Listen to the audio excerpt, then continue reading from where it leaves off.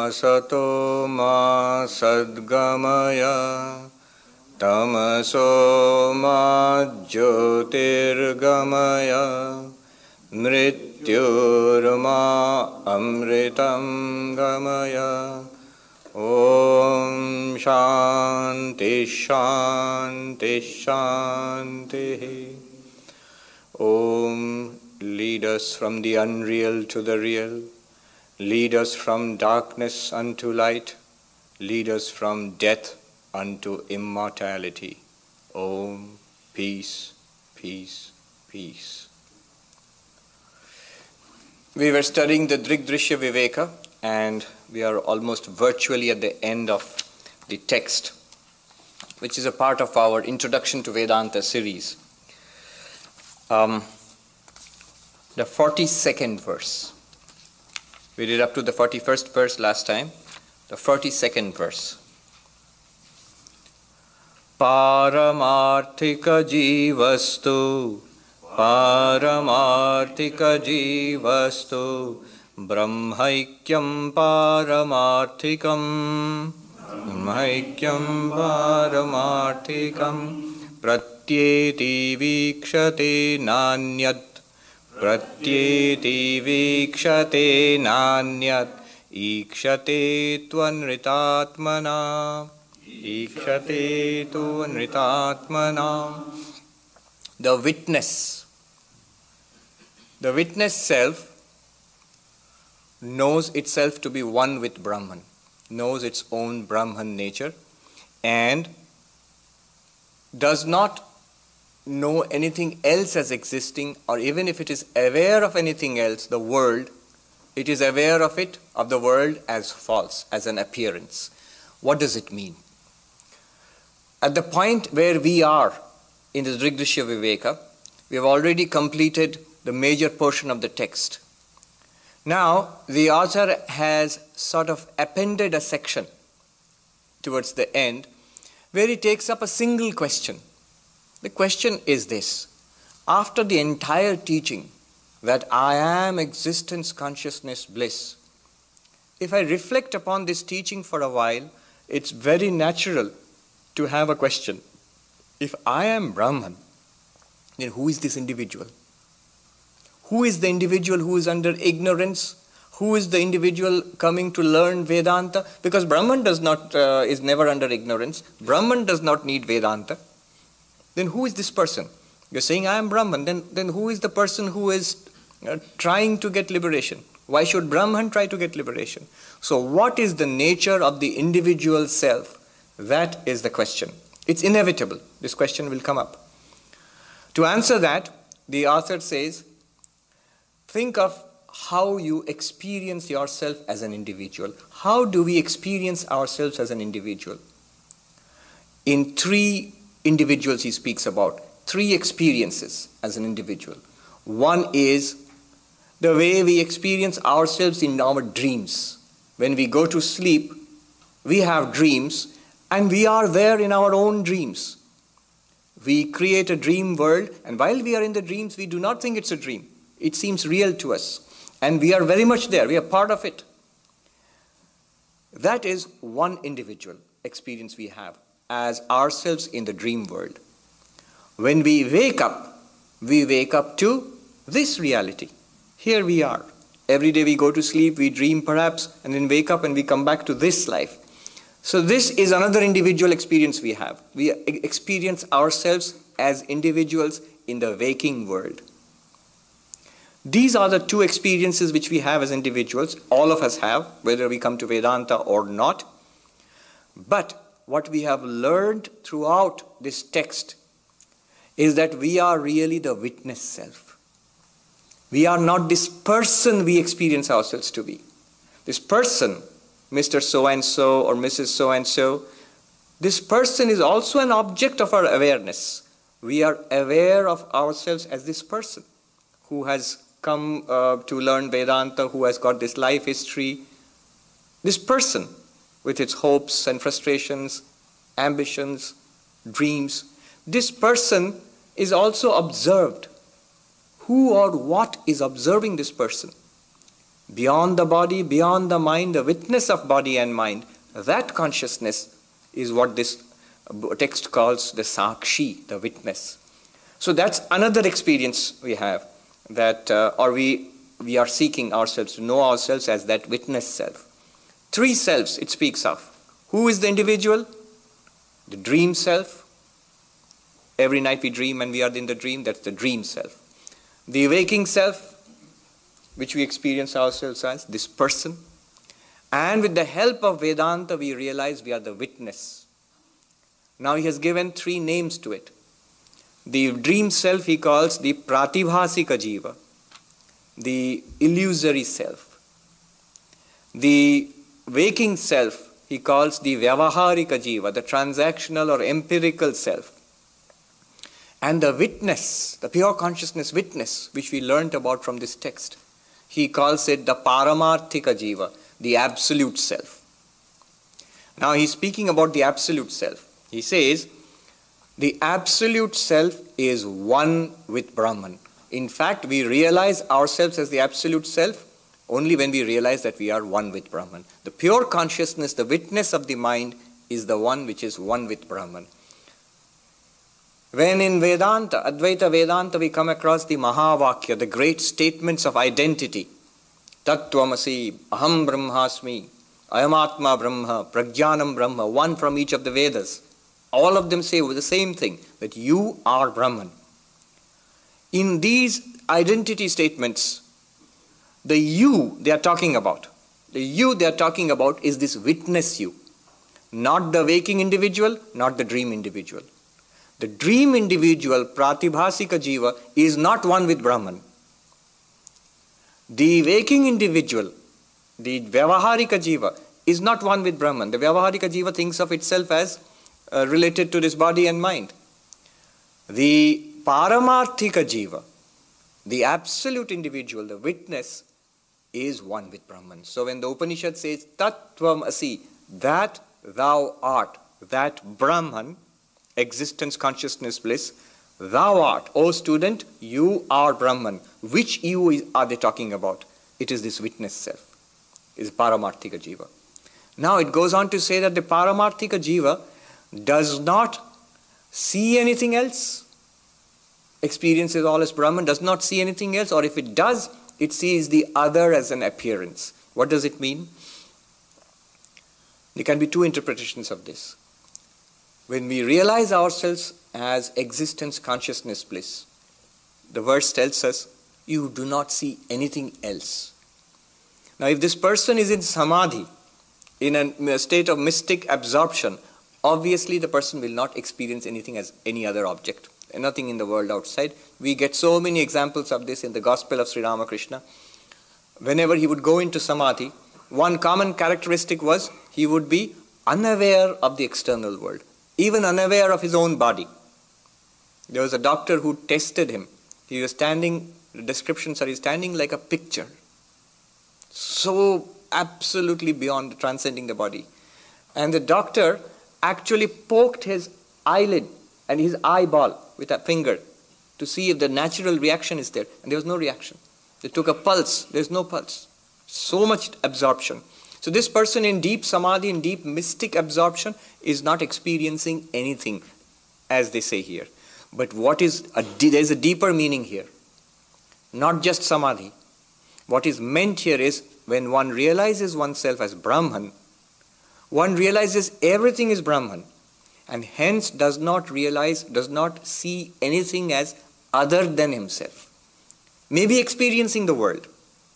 Everything that this person experiences is Brahman. May not be in samadhi, maybe with eyes open and talking with us and walking around and seeing everything and touching and smelling and tasting. All of that this person experiences as Brahman, not as anything other than Brahman. So are the two possible interpretations clear? When the verse says the absolute self, paramarthika jiva, knows itself to be Brahman and does not see anything else, this does not see anything else can have two interpretations. If it is a state of samadhi, then the mind is absorbed in samadhi, hence it's impossible for this person to see anything else.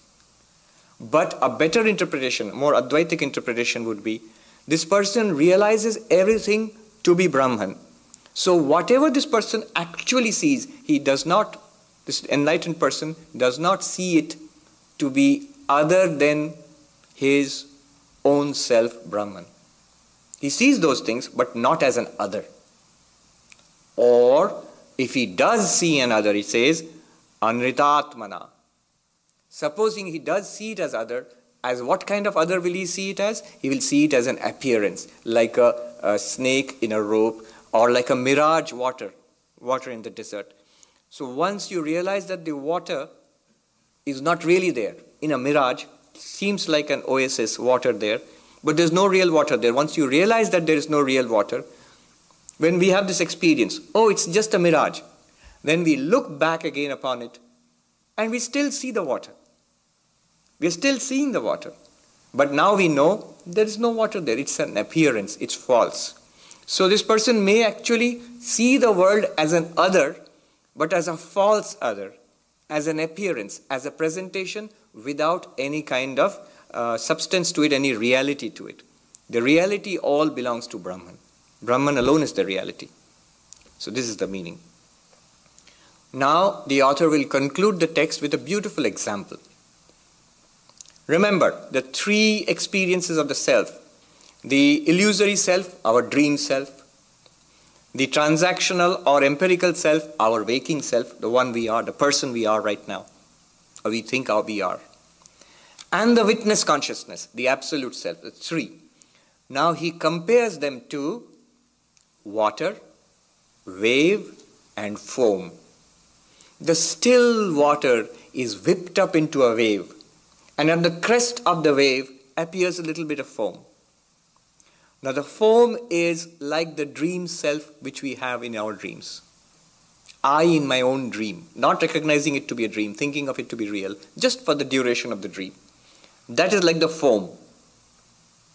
And underneath the foam is the wave, which is what we are right now. The empirical self. It's a very beautiful example. And underneath that, when the wave subsides, what will be there? Calm water. Before the wave, what was it? Calm water. After the wave subsides, what will it be? Calm water. So the water is compared to the paramarthika jiva, the absolute self. Now the thing to understand here is this. When it is a wave, is it water or not? Of course. When it is foam on top of a wave, is the foam water or not? Of course. When the foam disappears into the wave, it's still the same water. When the wave subsides back into the calm ocean, into the water itself, it's still the same water.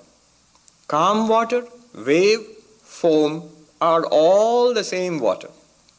In the same way, when we experience the dream self, or whether we are experiencing our waking selves just now, or we realize ourselves to be existence, consciousness, bliss, the absolute self, it's always that absolute self, existence, consciousness, bliss. This is one thing to be realized. It's not like now that this waking self is there, so I am not the absolute self. Or the dream self, I am in my dreams, I am not the absolute self. No. Or we are always that absolute self. Now the example he gives is this. Water has certain qualities. It is fluid. It is cool. It is sweet. That's what he'll say. Now, the coolness, the sweetness, the fluidity of water, it's there in the water as such. When the water is whipped up into a wave, the wave, if you taste it, it's just as sweet if it's fresh water. If not Pacific Ocean, it will be salty. And it is cool and it is fluid. When it's further whipped up into foam, it still retains the same qualities of coolness, of fluidity, and the taste. Exactly in the same way, the consciousness, existence, and bliss of Brahman shine through in our present waking states and in our dream self also.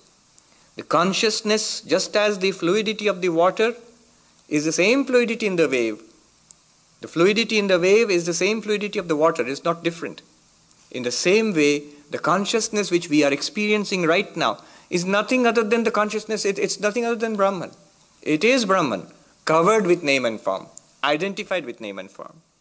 The existence which we experience within ourselves and in this universe of experience, all of that is nothing other than Brahman itself. The bliss we experience, the various kinds of joys we get in this world, worldly joys and maybe spiritual ecstasies, whatever, all of that is just a reflection of the bliss of Brahman. So, our existence we feel in our dreams, the consciousness, awareness we have in the dreams, the joy, if we get some joy in the dream, that is all that belongs to Brahman. That is Brahman itself shining forth. Whatever of the existence, consciousness, bliss we experience in the waking is also Brahman itself, existence, consciousness, bliss shining forth. And that's what he's going to say now. Madhurya drava shaityani Yadrava Shaityani Nira Dharmastarangake Anugamya Tatannishte Vene Apyanugata Yatha. We will do one more, number 44. Sakshistha Satchidananda Ananda Sambandhat Vyavaharike Tadvarenanugachanti Tatheva Pratibhasike. He says, just as madhurya, sweetness, dravatva, fluidity, coolness, shaitya, these are all qualities of the water. Clearly they are felt in the wave. And just as clearly they are felt in the foam. They are transmitted from the water, they are borrowed from the water by the wave, and they are borrowed from the wave by the foam. Exactly in the same way, we, transactional empirical beings in this waking world, we borrow our existence, our consciousness, and our bliss from our real self, Brahman, in this transactional reality, in this waking reality. And when we are in dream, we borrow not directly from Brahman. From this waking reality, we borrow our existence, consciousness, and bliss. It is transmitted through our dream selves. And what happens? When we wake up, the dream self merges back into the waking self. What happens when you, it's a fancy way of saying that when you sit up and say, oh, it was just a dream. The dream self has merged back into the waking self. And the existence of the dream self is understood to be nothing other than my existence. I, the one who was sleeping, I was appearing as a dream self. The consciousness of the dream self is understood to be nothing other than my consciousness, I who was dreaming. The joy there also is nothing other than my bliss shining through. Similarly, the point is, when we are enlightened, we will realize that we are existence, consciousness, bliss. This alone was shining forth as the existence of this individual.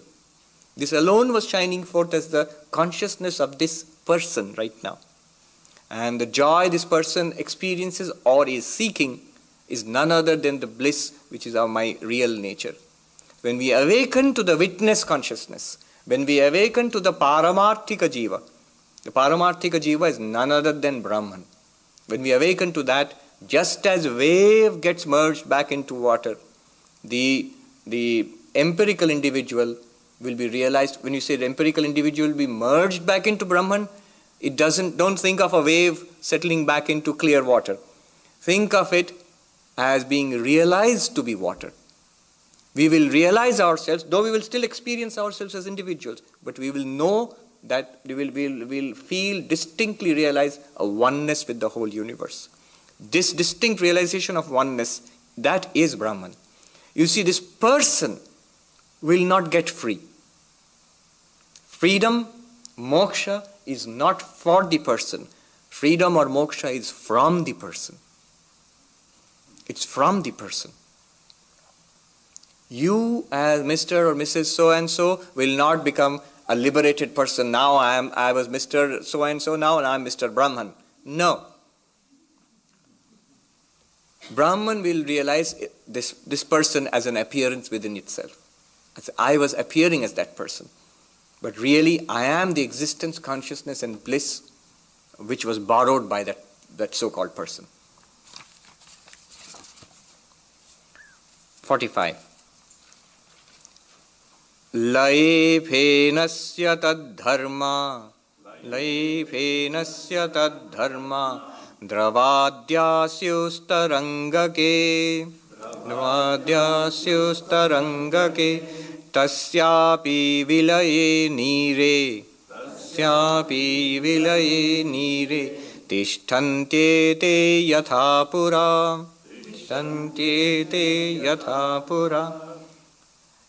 As the foam merges back into the wave, the qualities of the foam, the coolness, fluidity, and the taste, they all remain in the wave. They merge back into the wave from where it was borrowed. As the wave merges back into water, the qualities of the wave, the fluidity, the coolness, and the taste, they all remain in the water from which the wave had borrowed them. Exactly in the same way, what happens to us when we wake up from a dream into this waking life, and when we wake up from this waking life into enlightenment? What happens? Let's see. 46. Pratibhasika jivasya layesyo vyavaharike tallaye satchidananda paryavasyanti sakshini. As the pratibhasika jiva, the illusory self, merges back into the vyavaharika jiva, the transactional waking self. It's just a fancy way of saying, I wake up from my dream. As I wake up from my dream, I get up and say, oh, I was dreaming. I was just all the time here on my bed. I was sleeping and dreaming. What has happened? The illusory self, the person who was doing lots of things in the dream world, that person is merged back into the person who has woken up. Exactly in the same way, when I get enlightenment, this little individuality which I consider myself to be, I am Swami so-and-so, merges back or is realized to be nothing other than existence absolute, consciousness absolute, and bliss absolute. Now don't think about yourself sort of melting into a puddle or something like that, the body disappearing. It's in knowledge. You realize yourself to always have been infinite existence, consciousness and bliss. This little person, this body and mind will still continue. It will not disappear in a flash of light or smoke.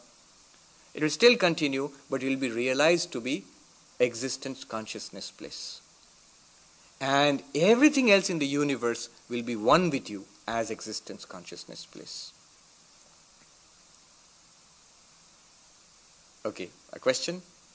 We have a mic here. We'll take that one question.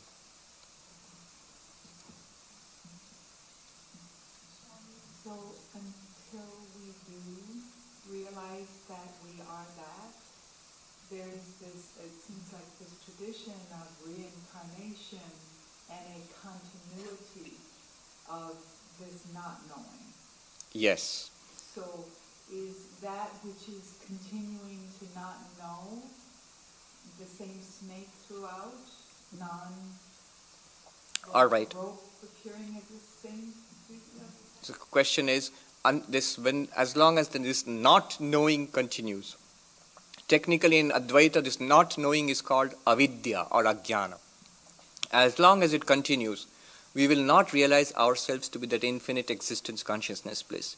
We will think of ourselves as this person in search of the ultimate reality or whatever. but not that ultimate reality. We'll think of ourselves as a limited person.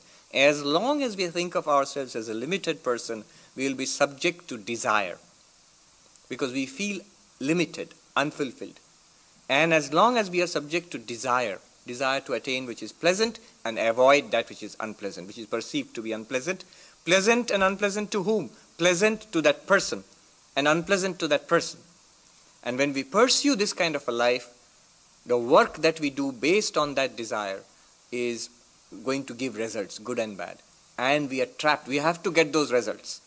Good results lead to happy experiences, bad results means papa, leads to unhappy experiences. And these happy and unhappy experiences, sukha and dukkha, we will have to experience them because they are the result of our own karma, and hence new births, birth after birth and death will continue.